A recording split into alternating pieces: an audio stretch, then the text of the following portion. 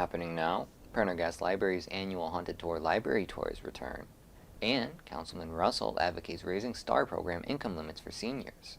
Plus, Dave Warren proposes a business expansion in partnership for local high school internships. Live and on demand, this is WNY News Now. Thank you for joining us at West New York News Now. I'm Lee Kane Jr. Those stories and more are coming up, but first, in an incident that unfolded on the evening of October 18, 2023, at approximately 9:12 p.m., members of the Jamestown Police Department's Violent Crime Unit initiated a traffic stop on a vehicle in the vicinity of Delaware Avenue and Cole Avenue. The stop was prompted by an alleged observed traffic violation. Upon activation of the patrol vehicle's emergency lights, the driver of the vehicle failed to comply with the stop order and instead led officers on a pursuit that traversed the city of Jamestown and extended into the town of Ellicott. The driver was later identified as 39-year-old Dustin C. Reagan, who was found to have outstanding felony warrants from the town of Ellicott. The pursuit came to an end in the town of Ellicott. Officers made verbal contact with Reagan, who initially refused to exit the vehicle. After a period of negotiation, Reagan agreed to surrender peacefully, and he was taken into custody without further incident. A subsequent search of Reagan's person, incident to his arrest, revealed a small quantity of methamphetamine. As a result, Dustin C. Reagan has been charged with unlawful fleeing a police officer in a motor vehicle in the 3rd degree and criminal possession of a controlled substance in the 7th degree, in addition to multiple traffic citations. He is currently being held pending arraignment in the Jamestown City Court. Well, in other news, in the late hours of October 19, 2023, Jamestown Police Department's Violent Crime Unit initiated a routine traffic stop on a vehicle in the vicinity of Barrett Avenue and McKinley Avenue. The stop was prompted by an alleged observed traffic violation. Upon approaching the vehicle, officers discovered that it was an Uber ride with Willie C. Graham as a passenger. Further investigation revealed that Graham was allegedly in possession of a small quantity of methamphetamine and a glass bubble smoking device. Without any resistance, Graham was taken into custody and transported to the Jamestown City Jail. He now faces charges of criminal possession of a controlled substance in the 7th degree. As of now, Willie C. Graham remains in custody pending his arraignment in Jamestown City Court. In other news, in an incident that unfolded on October 18, 2023, at approximately 8:14 a.m., the 1st Platoon of the Jamestown Police Department responded to a distress call at an unspecified Jamestown public school. The report concerned an individual in possession of a weapon.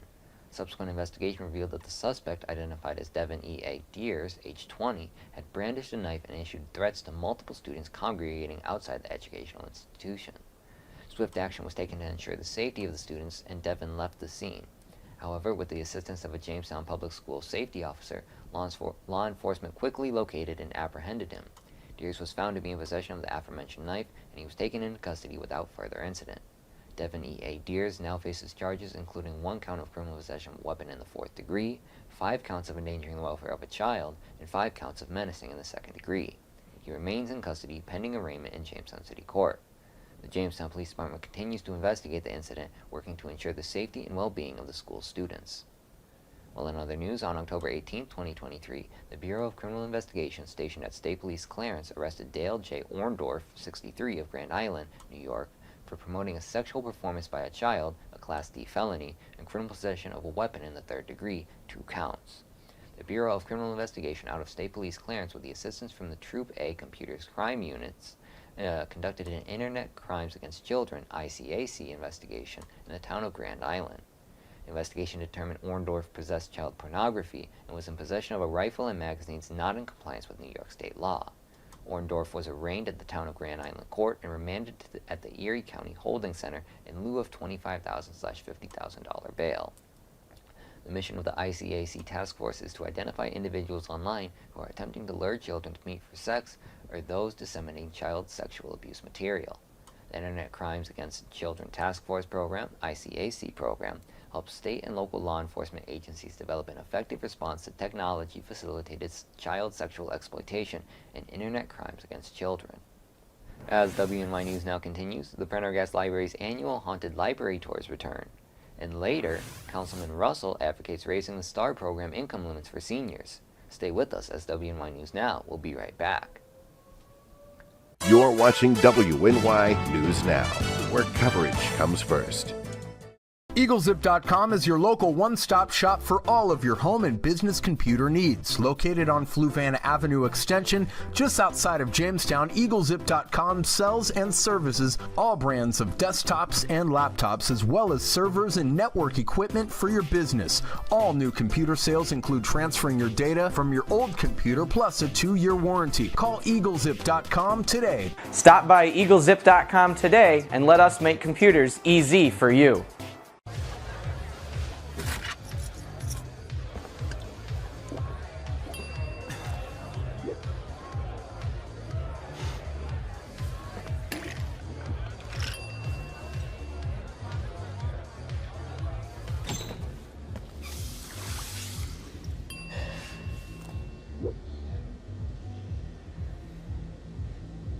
If you need to do something to feel okay to drive, you're not okay to drive.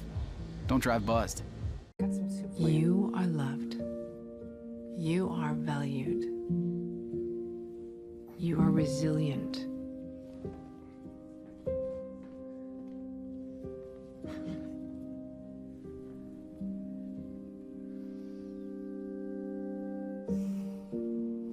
You got this. You're there for them. We're here for you. Find free care guides at aarp.org/caregiving. You're watching WNY News Now, where coverage comes first. The Prendergast Library is gearing up for its annual Haunted Library Tours, a spine-tingling yet family-friendly event that is sure to captivate visitors of all ages. Scheduled for this Saturday, October 21st, 2023, the tours promise an intriguing blend of history and Halloween-themed excitement. The Haunted Library Tours, consisting of 30-minute sessions, have been a hit, with some already sold out. However, for those who have yet to secure their tickets, there are still some available at a nominal price of $3 per person. This weekend is our Haunted Library event. This is the second Haunted Library that we've done. So it's on Saturday, October 21st. The library will be closed that day for the event because we have to decorate the whole library. And we still have tickets available. We've sold out, we have sold out of a few tours. We sold almost 170 tickets as of right now, so we're very excited. But there's still tickets available. So tours are from 4 to 9, and they're about 30 minutes a tour, and tickets are $3 per person, and it really is a family-friendly event. So what you do is you get a tour guide, and they take you through the library where you'll meet characters from different books, and they'll do some interactions with you, and they're decorated for a scene in each of the rooms that you go into. And you also learn a little bit about the history of the library and a little bit about the Prendergast family. So it's a real fun event. It's recommended for ages 5 and up, but we do have a number of kids who are under 5 coming as well, because there's no like jump scares or real gore or violence or anything like that. It's just a fun kind of spooky family event. So this event is designed to be accessible and engaging for the whole family, recommended for ages 5 and up. Interestingly, some families even bring younger children, as the atmosphere is more spooky than outright frightening, ensuring a safe and enjoyable experience for all. The tours will not only showcase the library's rich history, but also immerse participants in a Halloween ambience, making it an ideal prelude to the upcoming holiday. It's a fantastic opportunity for both locals and visitors to learn about the library's past while enjoying a touch of Halloween fun. In addition to the Haunted Library Tours, the Prendergast Library has a Halloween costume parade scheduled for Saturday, October 28, 2023 at 12:30. we also have a storytime and costume parade on Saturday, October 28th at 12:30. So that's a special story time that Saturday at 12:30, and they're going to have a costume parade through the library with maybe some goodies to pick up along the way. And then the makerspace will be open as well for crafts afterwards, and they're going to have some fall-themed crafts for that. So that's October 28th, and that's at 12:30. So, and there's no reservation for that. You can just come. It's open to everybody, all ages, but there will be a story time first at 12:30. This lively event is open to all, and there's no need for reservations. The library staff welcomes families and individuals to join in the merriment by dressing up and taking part in the parade, a delightful tradition for the community. For those who prefer a quieter but equally entertaining experience, the library also offers a special story time. This event, much like the costume parade, is free and open to everyone. There's no need to make reservations, simply show up and enjoy an engaging storytelling session that's sure to delight children and adults alike. To keep everyone informed about these and other events, the library maintains both an online calendar and paper copies available at the library's location. This way, community members can easily plan their visits and participate in the activities that interest them the most. As the holiday season approaches, the library is also preparing for its annual Black Friday Buy One Get One book sale scheduled for the day after Thanksgiving. It's a fantastic opportunity for book enthusiasts to stock up on reading material at a great price. This sale is a popular event among library patrons, offering a chance to discover hidden literary treasures and support the library's initiatives. The day after Thanksgiving, we're having a special buy one, get one free book in the book sale for that Friday after Thanksgiving. So any book, buy one, pick out another one for free. So that's a good, we have a lot of people that come in to get holiday gifts for their families and friends. So it's a good opportunity to do that day on the day after Thanksgiving. The Prendergast Library takes pride in providing a diverse range of activities that cater to all members of the community, from family-friendly events to adult-oriented gatherings. All of these events are free and open to everyone, emphasizing the library's commitment to being a welcoming and inclusive space. As the Haunted Library tours approach, interested individuals are encouraged to secure their tickets quickly to ensure they don't miss out on this unique and exciting experience. Whether you're looking for Halloween-themed fun or a deeper understanding of the library's history, the Prendergast Library has something to offer to everyone in the community. Well, in other news, during a recent council meeting, Councilman Russell brought forth a pressing issue concerning the city's senior citizens tax relief, also known as STAR program. The concern revolves around the income limits that determine eligibility for additional STAR funding and the potentially adverse effects on senior citizens who receive Social Security. The STAR program aims to provide financial relief to seniors with property tax exemptions, primarily benefiting those on fixed incomes. However, with the recent increases in Social Security payments, some senior citizens find themselves surpassing the program's $19,000 maximum earnings threshold, rendering them ineligible for additional STAR funding. Councilman Russell has proposed a solution to address this discrepancy. He recommends increasing the income limit for the STAR program, aligning it with Chautauqua County's higher threshold of $22,000. Furthermore, he suggested the income limit could be set slightly higher to provide an extra safety net for seniors, preventing them from falling off the exemption list and potentially losing their homes. This proposed change would enable approximately 38 homeowners to regain their STAR program exemption, thereby mitigating the financial burden many seniors face due to rising Social Security income. This change, if implemented, would not only bring relief to senior citizens, but also ensure a fair and updated eligibility criterion that better reflects the economic realities facing seniors in the community. City Council will engage in further discussions to assess the feasibility and potential benefits of raising the income limits for the STAR program. Well, in other news, in a recent meeting with local officials, Dave Warren presented his vision for the future of his business, which involves a significant expansion project. Mr. Warren is seeking to construct an 80 by 120 foot building addition at his business location situated at 1001 Washington Street. The proposed expansion could potentially add between 7 to 15 bays, a move that is seen as a response to the increasing demand for servicing electric vehicles and their specialized components, such as batteries and chargers. One notable aspect of Mr. Warren's proposal is his intention to collaborate with BOCES, the Board of Cooperative Educational Services. This partnership aims to create opportunities for high school seniors by offering paid internships. The goal is to nurture these interns into potential post-graduation employees, thereby keeping local talent in the area and enhancing the workforce. The location for the proposed addition is the existing gravel lot, which is presently utilized for service parking. The plan is to transition the space into a concrete structure, effectively closing it in before the arrival of winter weather. This proactive approach is indicative of Mr. Warren's long-term vision for his business and its readiness to adapt to the changing automotive landscape, particularly the increasing prevalence of electric vehicles. The introduction of this project has garnered significant attention, and there is now discussion regarding a potential special meeting to further deliberate on the proposal and eventually bring it to a vote. The outcomes of this vote will determine whether Mr. Warren's ambitious plans for business expansion and youth development through internships will come to fruition. Well, coming up next, the voter registration deadlines for the 2023 general election. But first, we return with a look at our full weather forecast. Catch your First Defense forecast daily on WNY News Now. Right here, baby. Look. Uma. Noah. Something more than a birthday is happening here. Once you can see it, you can help. The sooner you recognize the signs of autism, the sooner you can make a lifetime of difference for your child. Start by answering a few simple questions at screenforautism.org.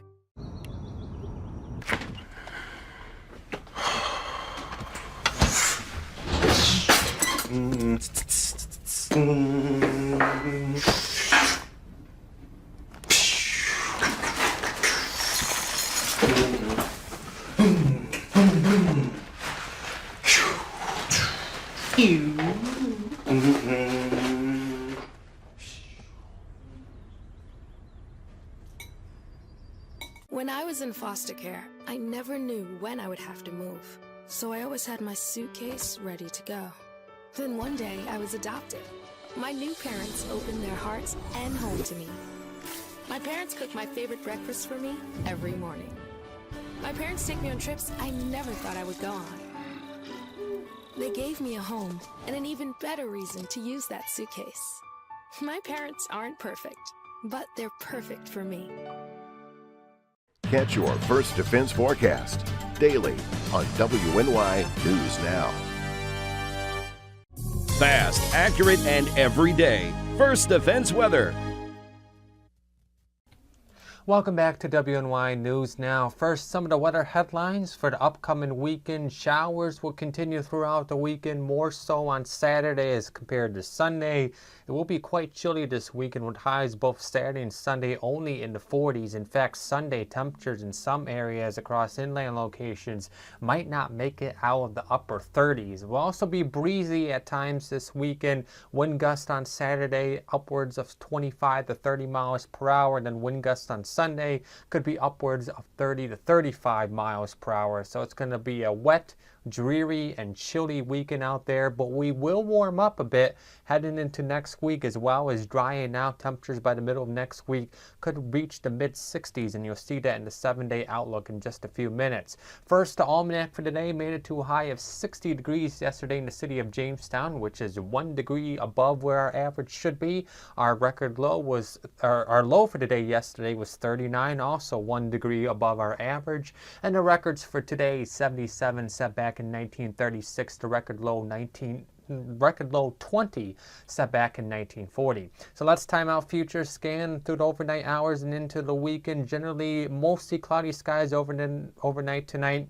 Light scattered showers will continue pretty much tonight and through the day tomorrow. Outside of these lake effect rain showers, it will be dry, although it will be rather cloudy. Not much to talk about in the way of sunshine, but I want you to keep an eye on the overnight hours tomorrow night and into the day on Sunday. Future scan trying to point some wet snowflakes. That's the blue showing up on there. Wet snowflakes possible Saturday night into early Sunday morning across the highest elevations of Cattaraugus and northwestern Pennsylvania into Warren and McKean County. Now, this is not going to amount to anything, but with it being cold enough, overnight lows dropping down in the 30s and enough moisture in the air, could see some wet snowflakes on those highest elevations. Tonight, the Jamestown Red Raiders finish off their regular season up at Orchard Park tonight. Both teams have a record of 5-2 with the playoffs beginning next week. If you're going up to the game tonight at Orchard Park, just grab a jacket because there will be some rain showers to contend with, and also going to be a little bit chilly with temperatures in the 50s. The rest of the weekend outlook for the Jamestown area, rain showers tomorrow, calling for a high of 49 degrees here in the city of Jamestown. Overnight Saturday, showers continue, temperatures dropping down to the mid to upper 30s. Although it could be lower across those inland locations. And then on Sunday, the scattered showers continue, as well as those breezy conditions. Highs only, calling for a high of only 40 degrees in the city. Some areas, again, might not make it out of those 30s, so it's going to be feeling quite chilly, especially by the time Sunday rolls around. The rest of that 7-day outlook from Ultimate Solutions. So we stick with the showers through the weekend. High pressure will begin to build in early next week, and after a frosty start with some frost across the area, Monday morning should warm up into the lower 50s and continue to warm up by the middle of the week with generally partly sunny skies. Temperatures Wednesday and Thursday back into the low to mid 60s, and then like the past few weeks, it looks like more rain showers will return to the region by the end of next week. Andrew, thank you. Well, as the 2023 general election draws near, the Chautauqua County Board of Election Commissioners, comprising Luz E. Torres and Brian C. Abram, have issued a crucial reminder to residents. The deadline for voter registration for the November 7, 2023 general election is rapidly approaching, with the last day to register being Saturday, October 28th. This year's elections promise a diverse array of contests, including county legislators and local city, town, and village races, as highlighted by Commissioner Abram. Moreover, there will be 2 statewide propositions, and 3 towns have their propositions, seeking input from their respective voters, as explained by Commissioner Torres. For eligible voters looking to register, there are multiple options available. They can utilize a paper voter registration form, access the New York State DMV online motor voter portal, or take advantage of the newly launched New York State online voter registration application. Obtaining paper forms is convenient, with options such as visiting local municipalities, libraries, or post office.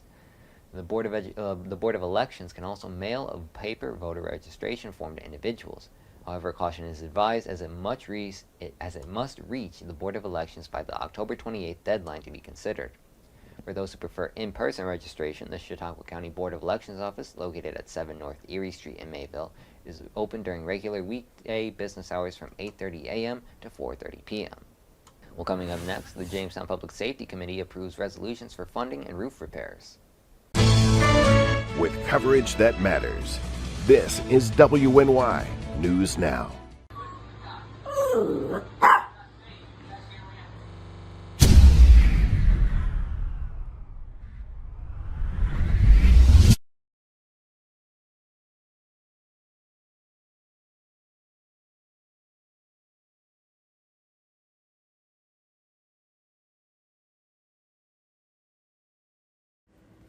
If you want to speak truth to the masses, make it funny for the classes.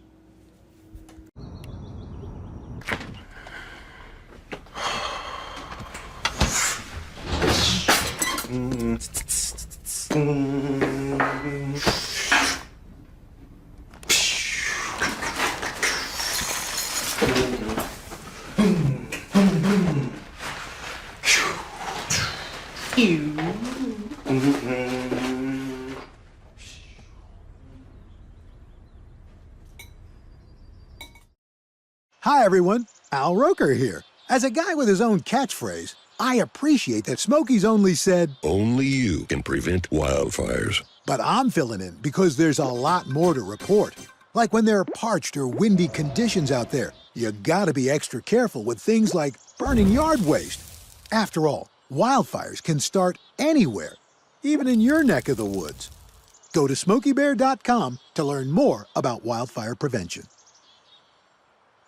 You're watching WNY News Now, your source for breaking news. The Public Safety Committee of Jamestown has taken significant steps to address traffic safety and essential infrastructure repairs, as indicated by the recent approval of several resolutions during their meeting. The following resolutions have been passed, and they are set to appear on the October 30th, 2023 voting session agenda. First is state funding for traffic safety. In an effort to enhance traffic safety measures, the committee approved a resolution that authorizes the mayor to execute a grant agreement with the New York State Governor's Traffic Safety Committee Police Traffic Services Program. The grant, in the amount of $8,556, will support initiatives aimed at improving traffic safety in Jamestown. This funding is allocated for the period from October 1st, 2023 through September 30th, 2024. Next is the emergency structural roof repairs at Fire Station 5. The mayor has been granted authority to enter in an agreement with E.E. Austin & Son, located at 1919 Reed Street in Erie, Pennsylvania 16503, for emergency structural roof repairs at Fire Station 5, situated at 195 Fairmount Avenue. The budget for this crucial repair work is set at $120,000, subject to approval by the Corporation Council as to its form. In a parallel move, a resolution passed allows the mayor to execute an agreement with Farrell Roofing, located at 3649 Lakeshore Drive East in Dunkirk, New York 14048, for emergency structural roof repairs at the same location, Fire Station 5. This agreement does not exceed a total of $89,043, contingent upon Corporation Council's approval of the form. And a separate resolution authorizes the mayor to execute an agreement with Alstom Schaefer Electric Corporation, based at 46 Hopkins Avenue in Jamestown, New York 14701, for further emergency structural roof repairs at Fire Station 5. This agreement is budgeted at $17,750, pending Corporation Council's approval of the form. All these resolutions addressing both traffic safety and essential structural repairs have been placed on the October 30th, 2023 voting session agenda. And finally, we have determined a winner in our Taylor Swift poster giveaway. We're happy to announce that Sarah Benson has won this Taylor Swift poster. We'll reach out to find a mailing address and we will send that poster on its way.